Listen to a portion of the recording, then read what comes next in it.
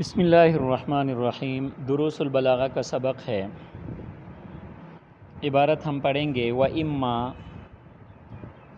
من جہت المعنی، وَإِمَّا من جہت المعنی بسبب استعمال مجازات وکنایات لا يفهم المراد بها ويسمى تعقیدا معنویا نحو قولك نشر الملك ألسنته في المدينة مريدا جواسيسه والصواب نشر عيونه،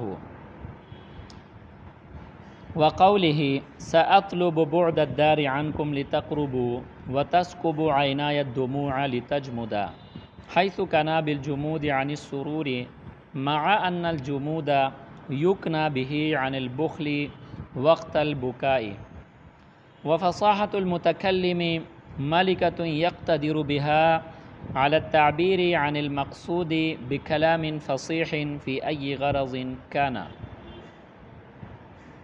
ترجمہ دیکھ لیجئے، وَإِمَّا اور یا یہ خفا ہوگی من جہت المعنی معنی کی جہت سے۔ دیکھیں وَإِمَّا من جہت المعنی کا عطف جو ہے اما من جہت اللفظ پہ ہوتا ہے، سمجھ میں آ گئی کہ نہیں آئی؟ اور یہ خبر بن رہا ہے الخفاء مبتدا کے لیے، تو ہم اس طرح پڑھیں گے والخفاء اما من جہت المعنی، سمجھ میں آ گئی کہ نہیں آئی؟ دیکھیں اور وہ خفا یا معنی کی جہت سے ہوگی، کس سبب سے؟ بسبب استعمال مجازات و کنایات، ایسے مجازات اور کنایات کے استعمال کی وجہ سے لا یفہم المراد بہا کہ جن کی مراد کو نہ سمجھا جا سکتا ہو، لا یفہم المراد بہا جن کی مراد کو سمجھا نہ جا سکتا ہو، نہ سمجھا جا سکتا ہو، وَيُسَمَّى تَعْقِيدًا مَعْنَوِيًّا اور اس تعقید کو تعقید معنوی کہا جاتا ہے۔ نحو قولک جیسا کہ آپ کا قول نشر الملک السنتہ فی المدینہ، بادشاہ نے اپنی زبانیں شہر میں پھیلا دیں۔ نشر ینشر نشرن کا مطلب ہوتا ہے پھیلانا۔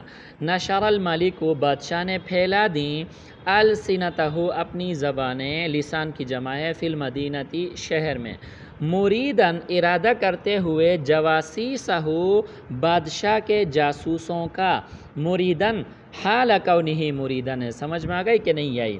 جی اچھا جی، جواسی اور یہ مرید صیغہ اسم فاعل ہے باب افعال سے، سمجھ میں آ گئی کہ نہیں آئی؟ ضمیر اس کا فاعل ہے، جواسیسہ مضاف مضاف الیہ مل کر اس کے لیے مفعول بھی بن رہے ہیں، کیونکہ آپ نے پڑھا ہے کہ اسم فاعل یہ شبہ فعل ہوتا ہے، فعل والا عمل کرتا ہے، تو جواسیسہ میں نے منصوب اس لیے پڑھا کہ یہ مضاف مضاف الیہ مل کر مریدن صیغہ اسم فاعل کے لیے مفعول بن رہے ہیں، مفعول بھی، اور مفعول بھی کے بارے میں آپ لوگوں نے پڑھا ہے کہ وہ منصوبات میں سے ہے۔ والصواب حالانکہ صحیح، صواب صحیح کو کہا جاتا ہے، والصواب حالانکہ صحیح نشر عیونہ ہے، یعنی نشر الملک السنتہ کے بجائے نشر الملک عیونہ استعمال ہونا چاہیے۔ نشر عیونہ اس نے اپنی آنکھیں پھیلا دیں، اس نے اپنی آنکھیں شہر میں پھیلا دیں۔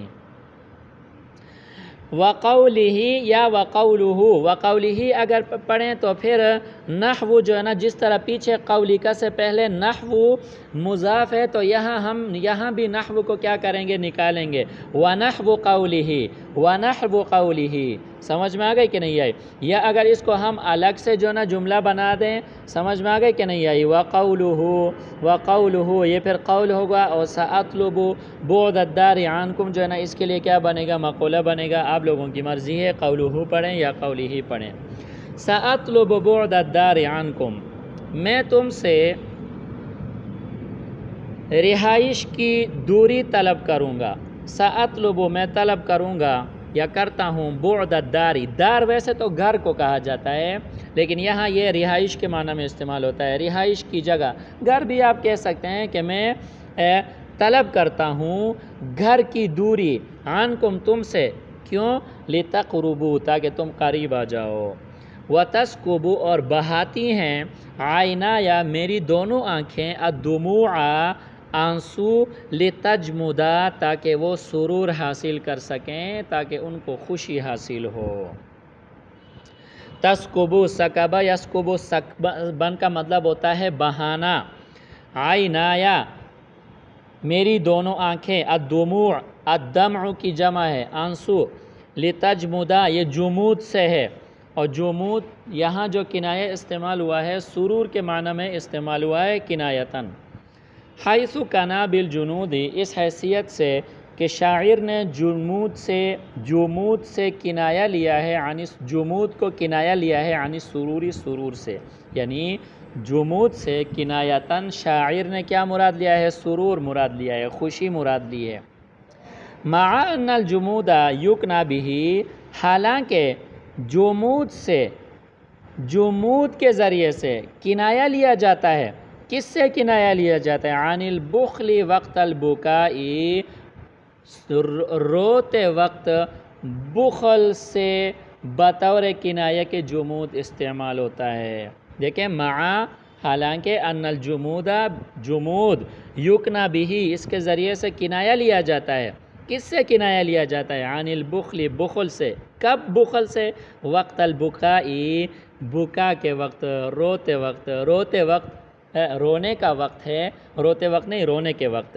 رونے کے وقت حالانکہ مقام اور وقت رونے کا ہے اور آدمی جو ہے نا اس میں بخل سے کام لے رہا ہے، اس کے آنسو نہیں نکل رہے، اس کے لیے جمود جو ہے نا بطور کنایہ کے استعمال ہوتا ہے.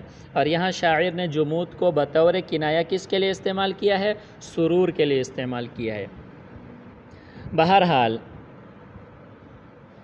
دیکھ لیجئے ذرا وَإِمَّا مِن جِهَةِ الْمَعْنَى یہاں سے تاقید کی دوسری قسم تاقید معنوی کو بیان فرماتے ہیں. تاقید معنوی، تاقید معنوی کہا جاتا ہے اس خفا کو جو معنی کی جہت سے ہو. سمجھ میں آ رہی بیٹا؟ تاقید معنوی اس خفا کا مطلب ہوتا ہے مخفی ہونا، غیر ظاہر ہونا. اچھا ایسا نہ ہو کہ آپ سمجھیں کہ یہ پتہ نہیں یہ خفا کیا بلا ہے. ہاں سمجھ میں آ گئی کہ نہیں؟ یہ خفا جو ہے نا وہ غیر ظاہر کو کہا جاتا ہے، غیر واضح کو کہا جاتا ہے. اگر کوئی چیز غیر واضح اور غیر ظاہر ہو اس کے لیے اردو میں بھی ہم مخفی کا لفظ استعمال کرتے ہیں. یہ مخفی اسی خفا سے ہے. تو خفا کا مطلب ہوتا ہے غیر واضح ہونا، غیر ظاہر ہونا. سمجھ میں آ رہی بیٹا؟ اب دیکھیں ذرا یہ خفا وہ یہاں سے وَإِمَّا مِن جِهَةِ الْمَعْنَى یہاں سے تاقید کی دوسری قسم یعنی تاقید معنوی کا بیان فرما رہے ہیں. تاقید معنوی کہا جاتا ہے جب خفا معنی کی جہت سے ہو. جہاں معنی کی جہت سے خفا ہو اس کو تاقید معنوی کہا جاتا ہے. اس کا سبب کیا ہوتا ہے؟ آگے سبب جو ہے نا وہ بیان فرمایا. مجازات اور کنایات اس طور پر استعمال کیے جائیں کہ ان کی مراد واضح نہ ہو. سمجھ میں آ گئی کہ نہیں؟ دیکھیں نا لفظ سے کنایہ قریبہ بھی مراد لیا جا سکتا ہے، کنایہ بعیدہ بھی مراد لیا جا سکتا ہے. سمجھ میں آ گئی کہ نہیں آئی؟ ایسے مجازات کو استعمال کرنا، ایسے کنایات کو استعمال کرنا کہ جن کا مفہوم اور ان کی مراد واضح نہ ہو. کنایہ قریبہ کو چھوڑ کر کنایہ بعیدہ کو استعمال کرنا. مجازات اور کنایات کیا بلا ہیں ان کے بارے میں ہم آگے جا کر پڑھیں گے. دیکھیں میرا بیٹا صرف مجازات اور کنایات کو استعمال کرنا تاقید معنوی نہیں ہے، بلکہ مجازات اور کنایات یہ کلام کے حسن کے طور پر بھی جو ہے نا وہ استعمال کیے جا سکتے ہیں. کلام اس کے ذریعے سے خوبصورت بھی ہو سکتا ہے. سمجھ میں آ گئی کہ نہیں؟ کلام کو لانے کا ایک طریقہ جو ہے نا وہ مجاز والا ہے اور ایک طریقہ کنایہ والا ہے. تو محض مطلقاً مجازات اور کنایات کے استعمال سے کلام میں تاقید پیدا نہیں ہوتی. اس لیے مجازات اور کنایات کے ساتھ آگے قید لگائی ہے لا یفہم المراد بہا، کہ ایسے مجازات کو کلام میں استعمال کرنا اور ایسے کنایات کو کلام میں استعمال کرنا کہ جن کا مفہوم کیا ہو؟ غیر واضح ہو. مثال کے طور پر کنایہ قریبہ کو چھوڑ کر کنایہ بعیدہ استعمال کرنا. کنایہ قریبہ کو چھوڑ کر کنایہ بعیدہ استعمال کرنا. خلاصہ کلام یہ ہے کہ کلام کے اندر ایسے مجازات اور ایسے کنایات کا استعمال کرنا کہ جن کا مفہوم اور ان کی مراد واضح نہ ہو، یہ سبب ہے خفا من جہت المعنی کا، اور جہاں خفا من جہت المعنی ہو اس کو تعقید معنوی کہا جاتا ہے، یسمى تعقیدا معنویا۔ سمجھ میں آئی بیٹا؟ اس کے لیے آگے دو مثالیں پیش فرمائی ہیں۔ ایک مثال یہ ہے، مثال کا خلاصہ یہ ہے کہ بادشاہ نے شہر میں اپنے جاسوس پھیلا دیے۔ بادشاہ نے شہر میں کیا کیا؟ اپنے جاسوسوں کو پھیلا دیا کہ خود کش بمبار جو ہے نا وہ شہر میں داخل ہو چکا ہے۔ ایجنسی والوں نے خبر دی، سمجھ میں آ گئی کہ نہیں؟ خفیہ ایجنسی کے اہلکار جو ہے نا وہ شہر میں پھیل گئے، جاسوس پھیل گئے، سمجھ میں آ گئی کہ نہیں آئی؟ اور اب ایک بندہ بتانا چاہ رہا ہے اور وہ یہ کہہ رہا ہے من نشر الملک السنتہ فی المدینہ، کہ بادشاہ نے شہر میں اپنی زبانیں پھیلا دیں، اپنی زبانیں پھیلا دیں۔ اب زبان سے یہاں مراد اس نے کیا لیا ہے؟ مریدن جواسیسہ، بادشاہ کے جاسوس مراد لیے ہیں، کیونکہ جاسوس جو ہے نا بیٹا وہ دیکھتا تو اپنی آنکھوں سے ہے، لیکن وہ خبر کس سے دیتا ہے؟ زبان سے دیتا ہے۔ سمجھ میں آ گئی کہ نہیں آئی؟ تو اس لیے جوز بول کر جو ہے نا یہاں کل مراد لیا گیا ہے، اور یہ کیا ہے بیٹا؟ مجاز ہے، اور یہ مجاز اور کنایہ جو یہاں لیا گیا ہے یہ کنایہ بعیدہ ہے۔ کنایہ جو ہے نا وہ کیا ہے؟ بعیدہ ہے، کیونکہ جاسوس کے لیے زبان کا لفظ استعمال نہیں ہوتا، جاسوس کے لیے آنکھ کا لفظ استعمال ہوتا ہے۔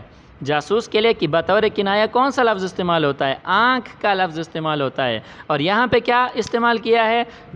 السینہ، السینہ لسان کی جمع ہے، تو لسان کو جاسوس کے لیے استعمال کرنا کنایہ بعیدہ ہے، تو لہٰذا اس میں کیا ہے بیٹا؟ تعقید معنوی ہے۔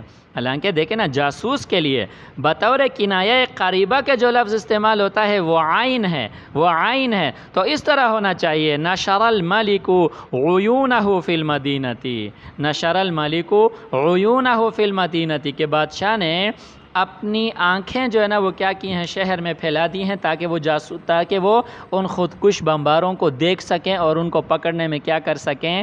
مدد کر سکیں۔